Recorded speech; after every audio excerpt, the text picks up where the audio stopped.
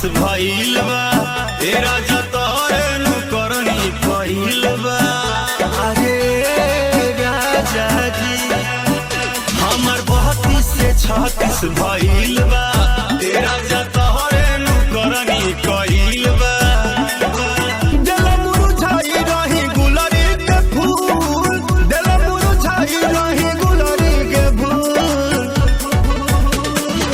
रात भटका वाला से दहिया गइल फूल हो, तब कहे राजा जी बतिया गइल भूल हो। आई हो दादा जानवा ले लेबो, जानवा ले लेबो।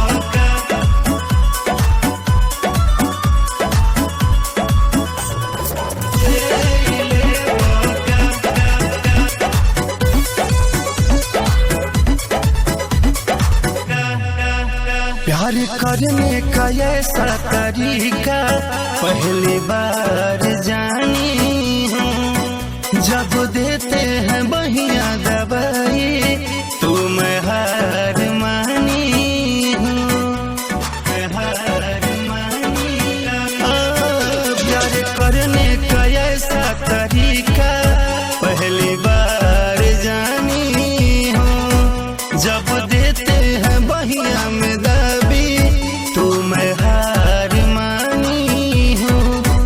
थोड़ा धीरे धीरे से गुदगुदा लीजिए, मन है तो मूड अपना भी बना लीजिए। करते हैं गड़बड़ बाती होता है दूर, करते हैं गड़बड़ बाती होता है दूर। रात भटका वाला से दहिया गइल फूल हो, होत भोरे राजा जी तब कहे गइल भूल हो, भूल हो। जानवा ले लेबो का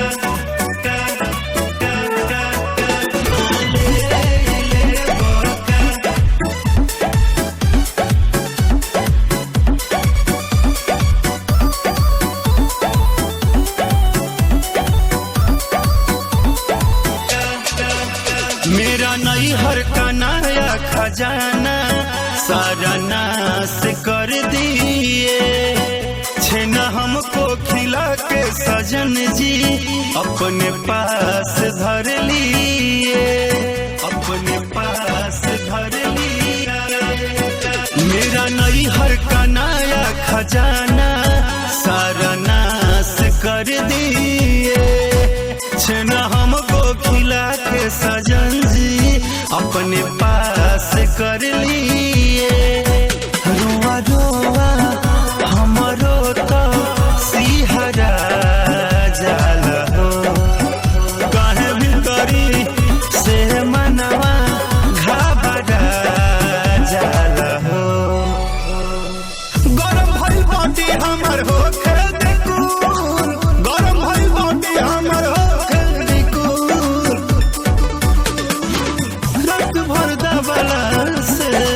दहिया गइल फूल हो, तब कहे राजा जी बतिया गइल भूल हो, भूल हो।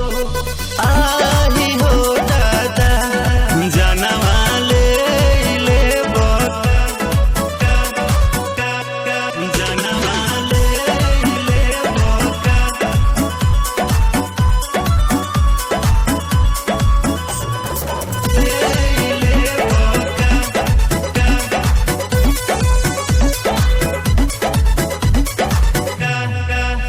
बाली बिंदिया संगे वो ठलाली मेरा खा जाते हैं, प्यार करके भले रात भर में वो आघा जाते हैं, वो आघा जाते हैं। छोटू झट से पलट वो ठलाली मेरा खा जाते हैं, हद बालों में अनिल बेदर्दी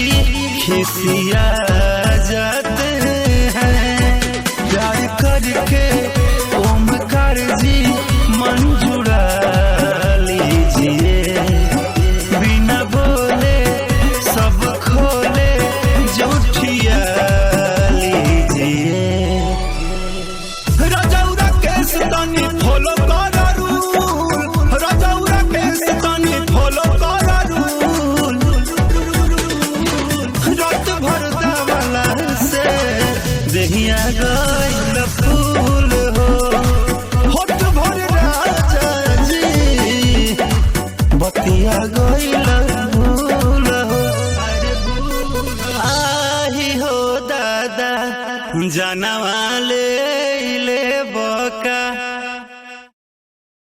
दिल मुरझाई रही गुलरी के फूल रात भटवा वाला से देहिया गइल फूल हो